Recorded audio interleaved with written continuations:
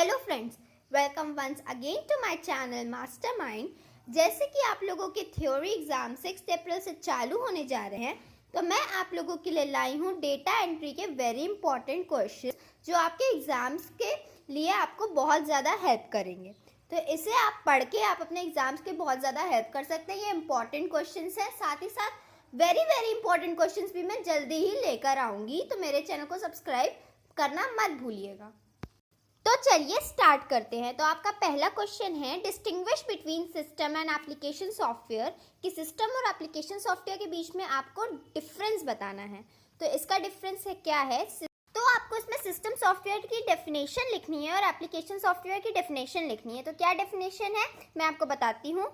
System software are sets of programs responsible for running the computer, controlling various operations of computer system and management of computer resources.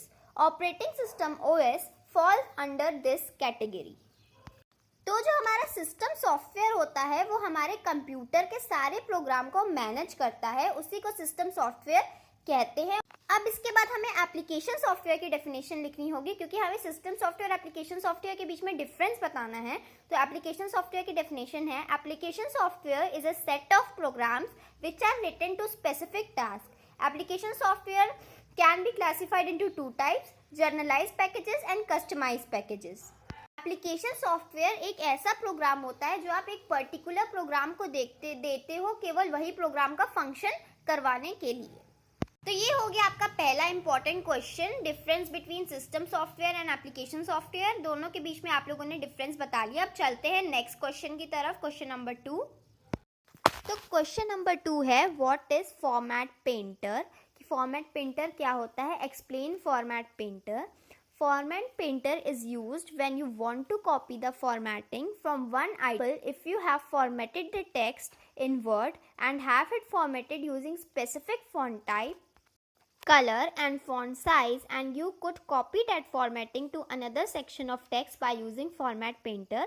Format painter का ये function है कि आपने कोई text लिखा और उसको आपने फॉर्मेटेड किया फॉन्ट से, कलर से, और आपको वही फॉर्मेटिंग करनी है दूसरे टेक्स्ट में। तो आप फॉर्मेट पेंटर का यूज़ करके वही फॉर्मेटिंग कॉपी करके आप दूसरे टेक्स्ट पे पेस्ट कर सकते हैं। तो ये होता है फॉर्मेट पेंटर का फंक्शन। एक्सप्लेन फॉर्मेट पेंटर, ये है क्वेश्चन नंबर 2। ये बहुत बार एग्जाम में आया है और ये इंपॉर्टेंट क्वेश्चन भी है। तो अब नेक्स्ट क्वेश्चन नंबर 3 है आपके मेल मर्ज चैप्टर से। तो what is the difference between main document and merge document in mail merge. कि मेन डॉक्यूमेंट और मर्ज डॉक्यूमेंट के बीच में क्या डिफरेंस होता है। तो इसका आंसर है, in a mail merge operation the personalized document such as letter is called as the main document, and when you merge the main document with data source, a third document is called merge document. जो आप letter वगैरह लिखते हैं वो आपकी main document होती है, और आप जब मेन डॉक्यूमेंट और डेटा सोर्स को जब कंबाइन कर देते हैं तो आपकी जो थर्ड डॉक्यूमेंट आती है उसे मर्ज डॉक्यूमेंट कहते हैं।